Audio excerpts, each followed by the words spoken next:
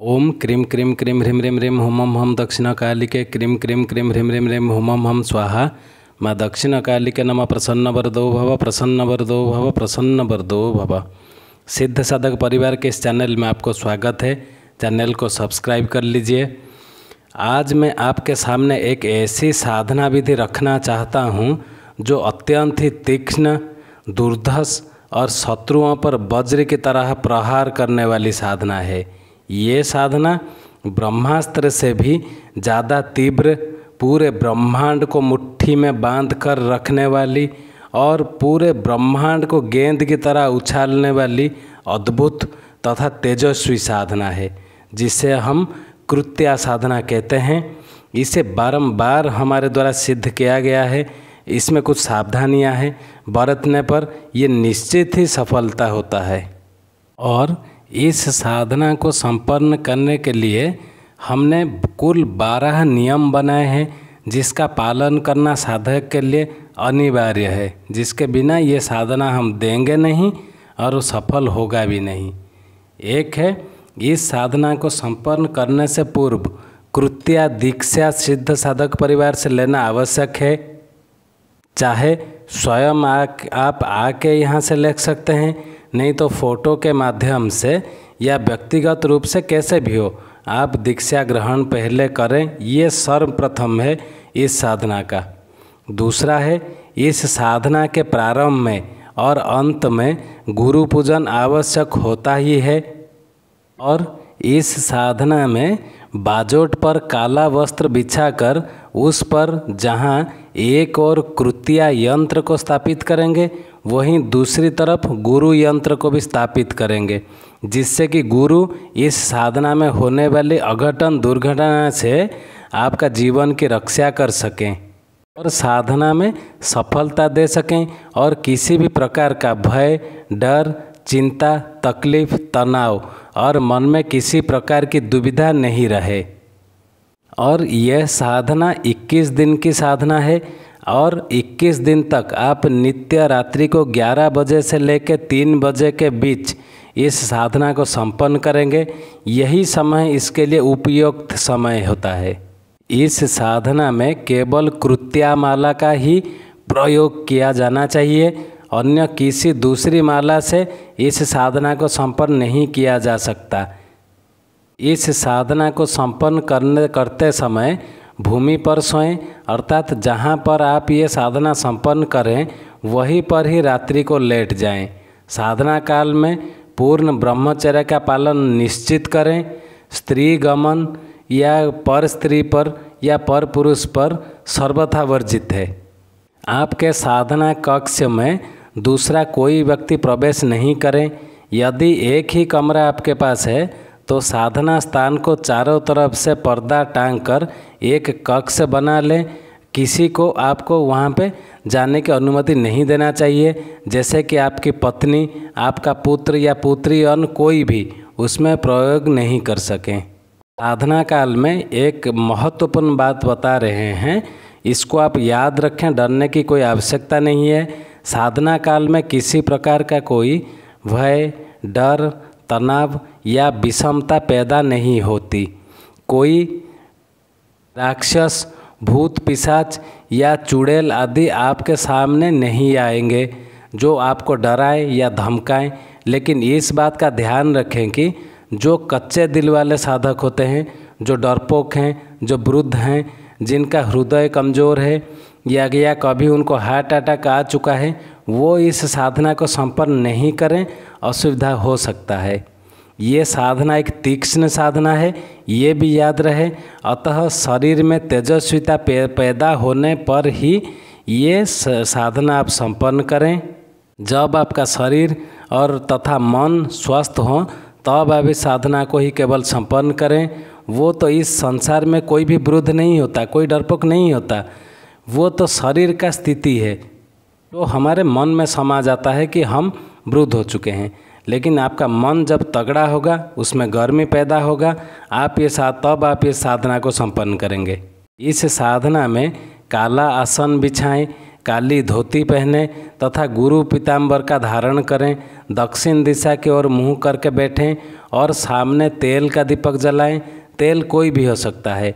साधना काल में आप बार बार जगह कहीं इधर उधर बहुत सारे दूर दूर जगह आपको जाना नहीं है, एक ही स्थान पर ही साधना को संपन्न करना है।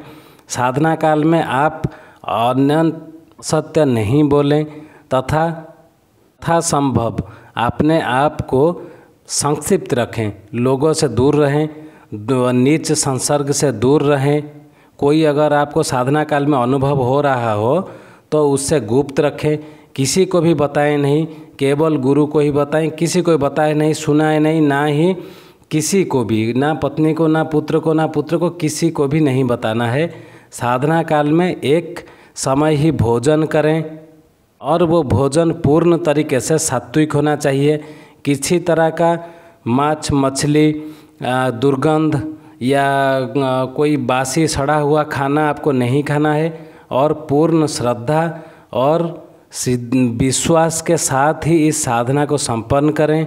इन नियमों को पालन करना आवश्यक ही है। हाँ, और एक जो सबसे बड़ी बात है, अगर आपको ये नियम तो पालन होंगे ही होंगे, अगर आपको आपके गुरु के प्रति श्रद्धा है, गुरु के प्रति आदर है, सम्मान है, भावना है, चेतना है, साधना के प्रति आपका सम्मान है, चेतना है, इस साधना को आप दृढ़ मनोबल, दृढ़ इच्छा से कर रहे हैं तो इस साधना को संपन्न करें।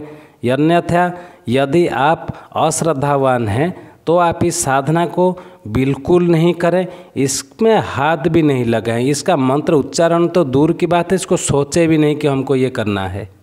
अब आते हैं साधना विधान पर। अब हमें क्या करना है।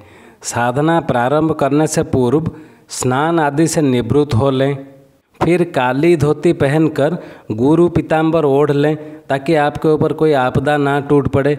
शरीर पर कोई भी हिस्सा नग्न नहीं होना चाहिए। काला आसन बिछाकर दक्षिण दिशा की ओर मुँह करके बैठें। सामने एक चौकी रखें, उस पर काला वस्त्र बिछा लें। एक लोटे में जल भरकर सामने रखें। धूप दीप बत्ती जला लें। सामने रखे लोटे को पास लाएं और उसके जल में थोड़ा अक्षत, जो हल्दी मिश्रित चावल है, तथा पुष्प डालें। फिर लोटे के ऊपर दाहिना हाथ रखकर वरुण देवता का आवाहन करें। कैसे आवाहन करना है हमने पिछले वीडियो में बहुत बार बताया है। अगर नहीं बताया या आप नहीं देख पाए हैं तो जिनको करना है तो वो हमें ईमेल करें, उनका पूर्ण मार्गदर्शन PDF के साथ दे के करवा दिया जाएगा, उसमें कोई दिक्कत नहीं है। आप बस इसको याद रख लें क्या क्या आपको करने हैं। फिर जल, अक्षत, पुष्प हाथ में लेकर संकल्प करें। आपका नाम, आपका गोत्र, अमुक सरमाहा, अश्विन शुभ मुहूर्त, गुरु कृपा तथा इस साधना को मैं इस कारणवश संपन्न कर रहा हूँ, ऐसे बोलते हुए जल भूमि पर छोड़ दें। अब आपके सामने रखे हुए स्थापित गुरु चित्र का, गुरु का पंचोपचार पूजन कर लें। दोनों हाथ जोड़ें और अपने गुरुदेव से साधना में सफलता के लिए प्रार्थना करें। इसके बाद यंत्र को शुद्ध जल से धोकर पोंछ लें। कुमकुम का तिलक करें तथा अक्षत पुष्प चढ़ाएं।